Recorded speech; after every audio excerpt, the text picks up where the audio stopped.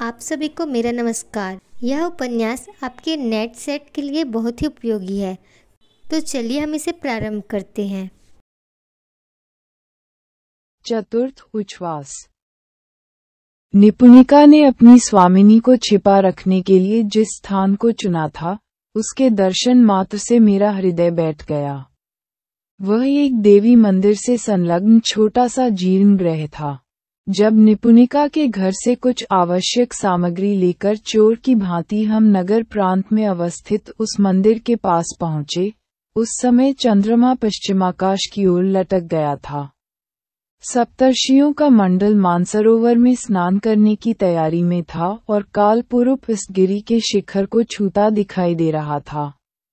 चांदनी उस समय भी दूध के समान श्वेत होकर धरित्री को ढंके हुए थी। चंडी मंदिर के बाहर लोहे के मोटे छड़ों का बना हुआ एक विराट कपाट था, जिसके भीतर से चंडी की मूर्ति स्पष्ट दिखाई दे रही थी। देवी के सामने एक लौह वेदिका पर कज्जल के समान काला भैंसा स्थापित था, जिसके सारे शरीर पर भक्तजनों ने लाल थापे दे रखे थे। ऐसा लगता था कि वह साक्षात यमराज का वाहन है और यमराज ने रिक्ताक्त हाथों से थप्पड़ मार मार कर उसे चलाया है।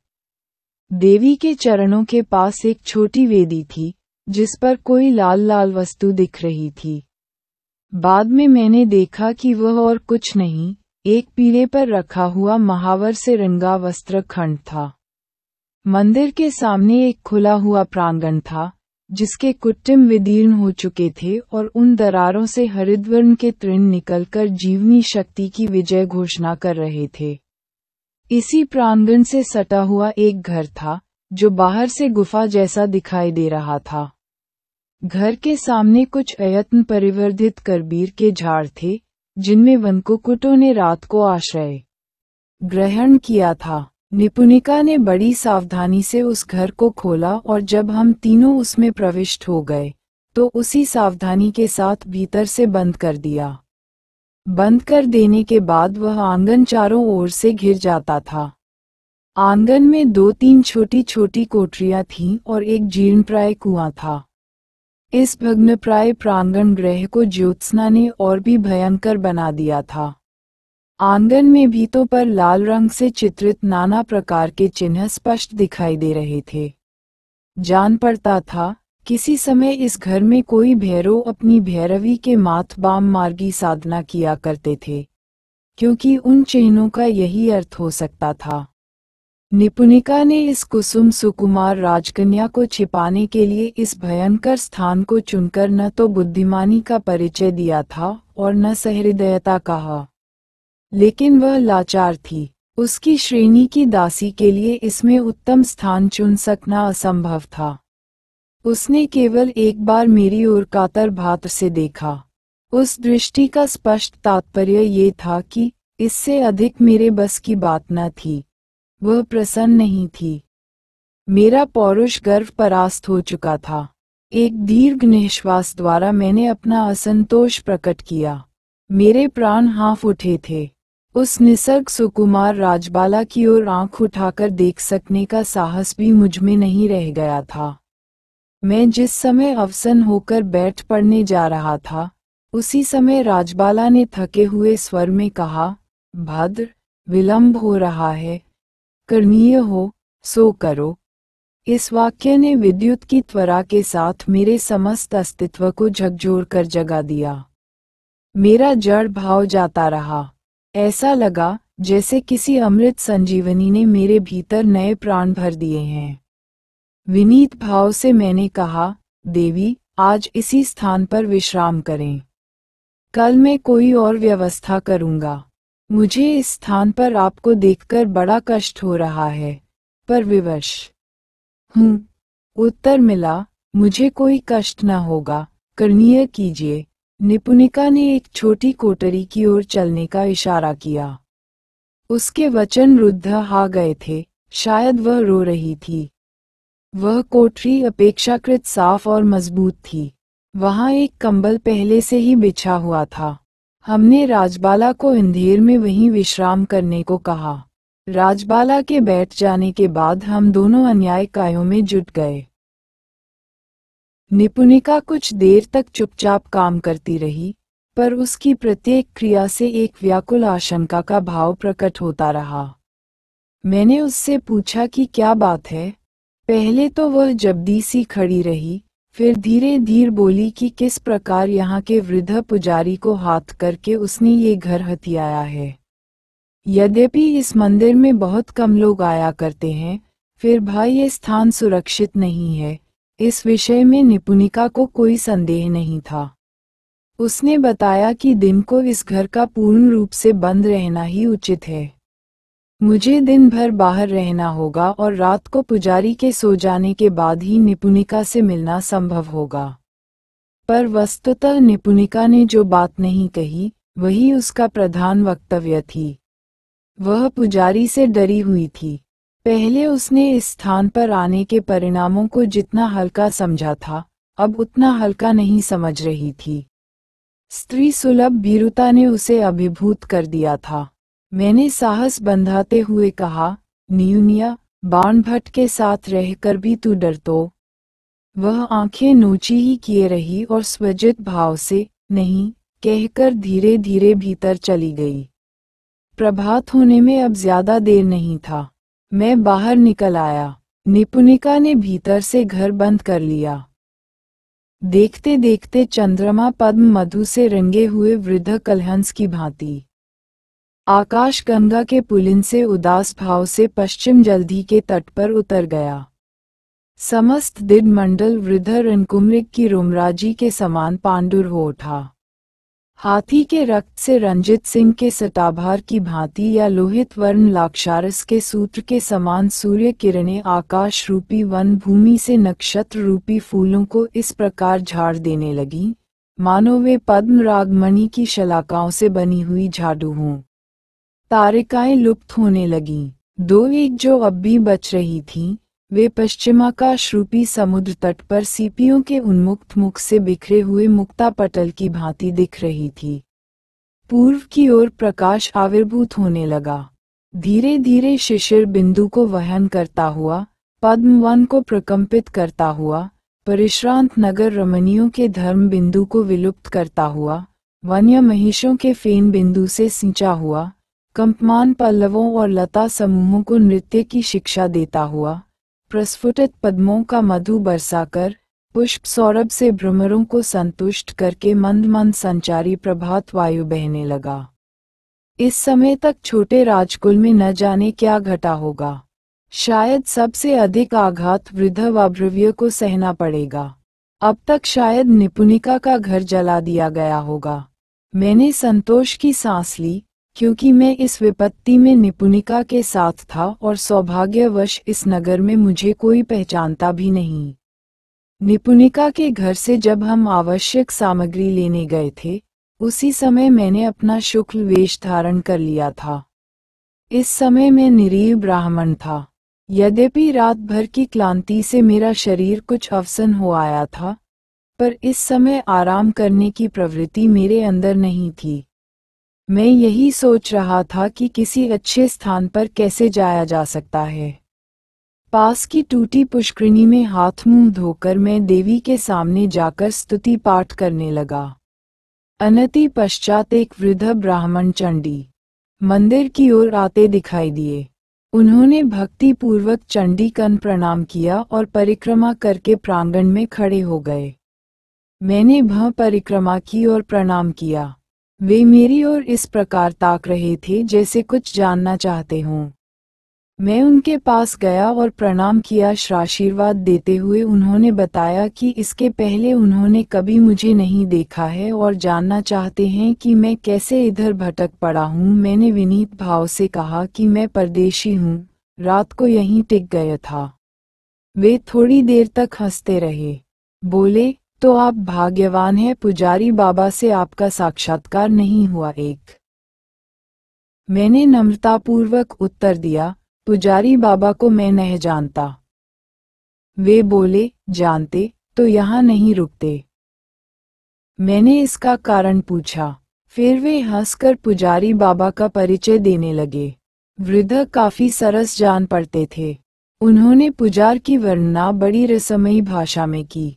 बताया कि पुजारी कोई वृद्ध द्रविड़ साधु है। उनके काले काले शरीर में शिराएं इस प्रकार फूट दिखाई देती है, मानो उन्हें जला हुआ खंभा समझकर गिरगिट चढ़े हुए हों। सारा शरीर घाव के दागों से इस प्रकार भरा है, मानो अलक्ष्मी देवी ने शुभ लक्षणों को उस देह से काट काट कर अलग कर लिया है। वे काफी शौकीन भी है। यद्यपि वृद्ध है तो भी कानों में औंठ पुष्प का लटकाना नहीं भूलते। वे भक्त भी है, क्योंकि चंडी मंदिर की चौखट पर सिर ठुकराते ठुकराते उनके ललाट में अबेर हो गया है। वे तांत्रिक भी हैं, प्रायः ही वृद्धा तीर्थ यात्रियों पर वशीकरण चूर्ण फेंका करते हैं। वे प्रयोग कुशल भी हैं, क्योंकि एक बार गुप्त स्थानों की निधि दिखाने वाला कज्जल लगाकर एक आंख खो चुके हैं।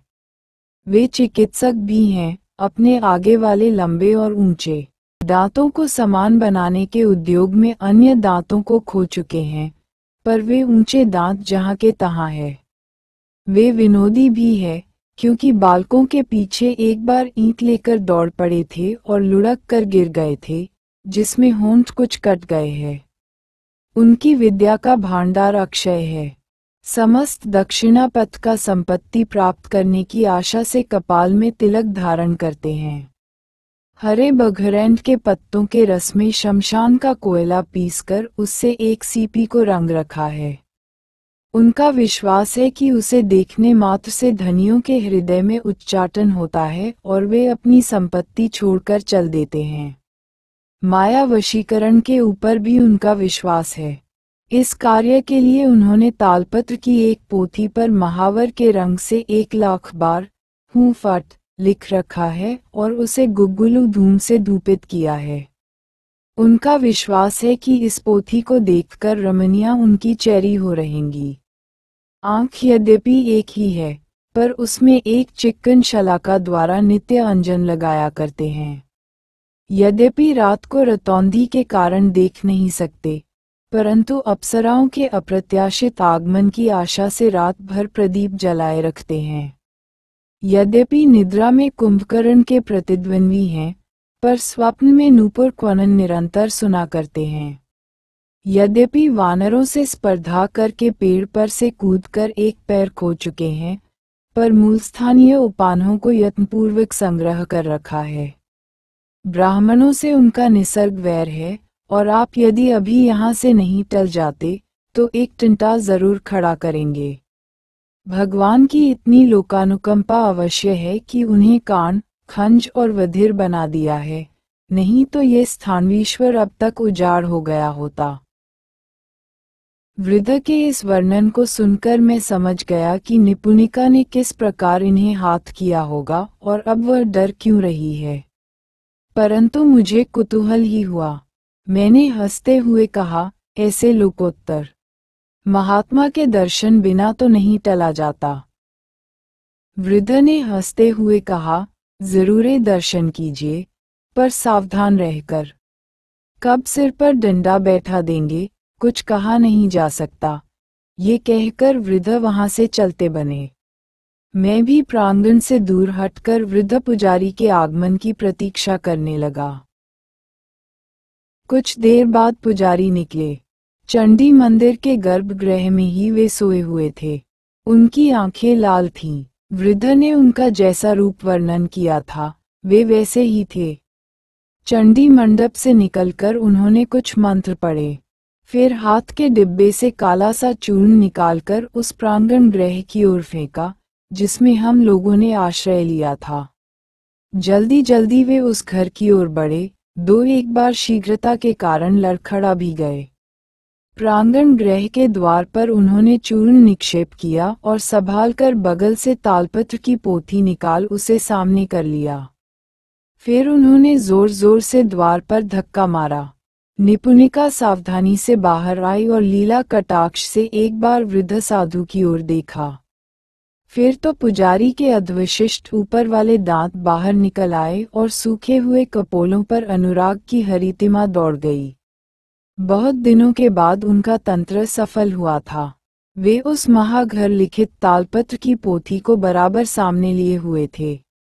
यद्यपि निपुणिका ने उस पोथी की ओर विशेष ध्यान नहीं दिया, तथापि यह तो स्पष्ट ही जान पड़ता था कि वे इस विजय को उस पोथी का ही सुपरिणाम समझ रहे थे। शायद उन्हें यह आशंका थी कि पोथी सामने से हटा लेने पर वशीकरण का प्रभाव जाता रहेगा। मैं दूर बैठा ये कौतुक देख रहा था। निपुणिका ने क्या कहा, ये तो मुझे नहीं मालूम, पर उसने एक बार मेरी ओर अंगुली उठाकर दिखाया। पुजारी मुझे देखते ही अग्नितप्त हो उठे। निपुणिका ने किवाड़ बंद कर लिए और पुजारी मेरी ओर दौड़ पड़े। शायद निपुणिका ने मुझे दिखाकर यह बताया था कि इस समय निर्जनता नहीं है और पुजारी का उसके पास आना ठीक नहीं हुआ है।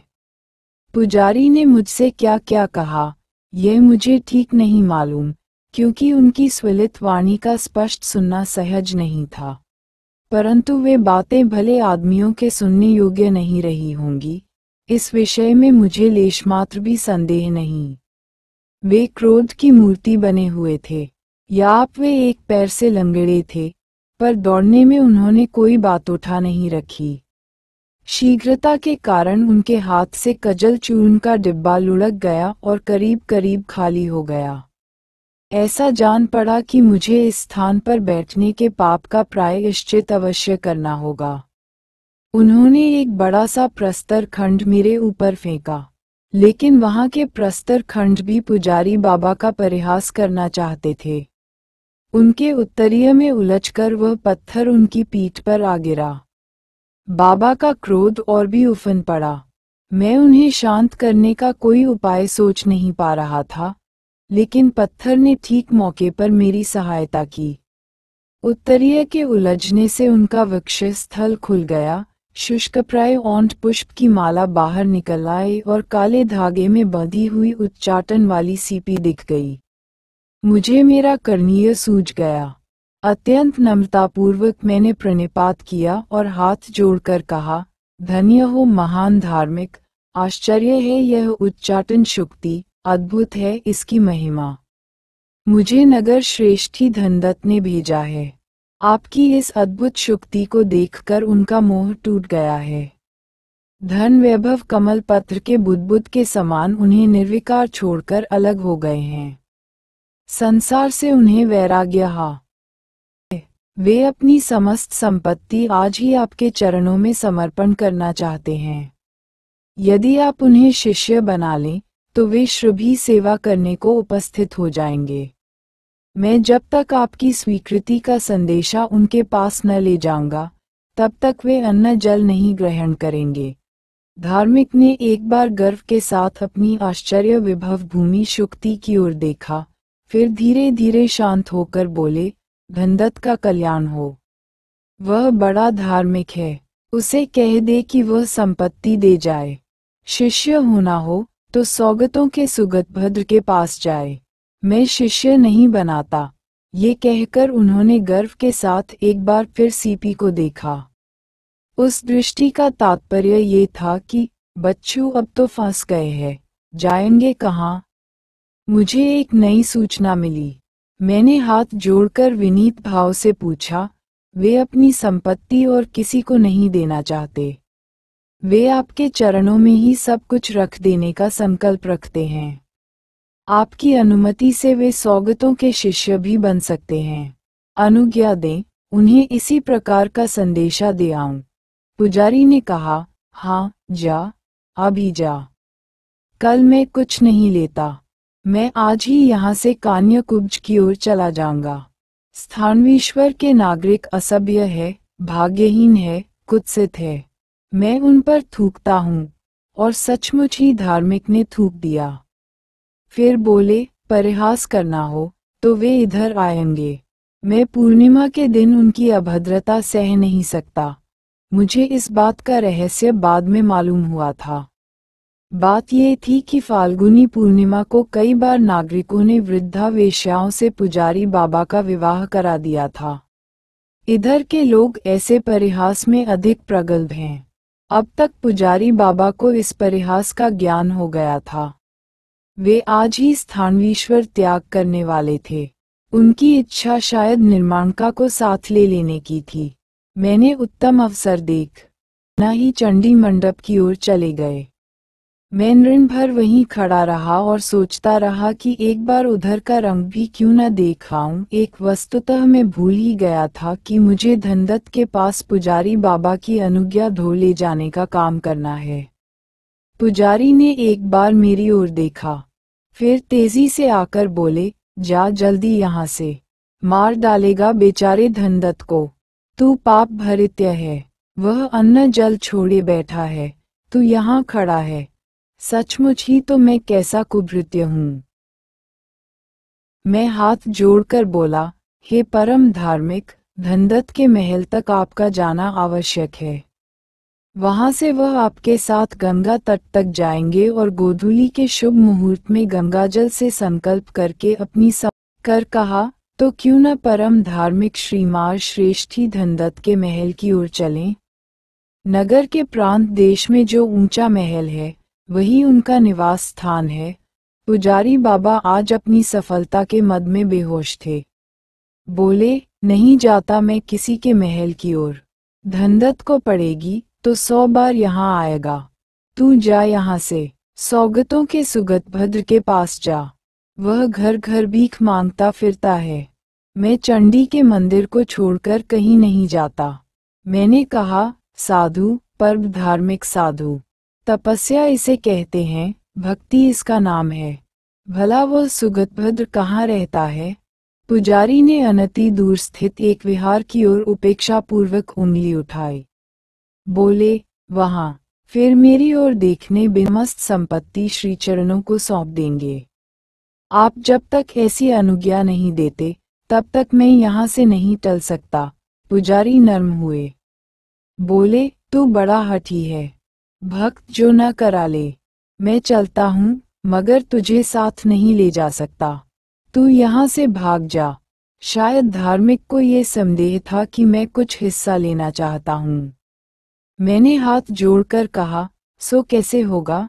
आपने श्रेष्ठी धनदत्त का धन्यवाद। आगे के उपन्यासों के लिए मेरे द्वारा बनाए गए YouTube चैनल हिंदी की दुनिया में सुन व देख सकते हैं।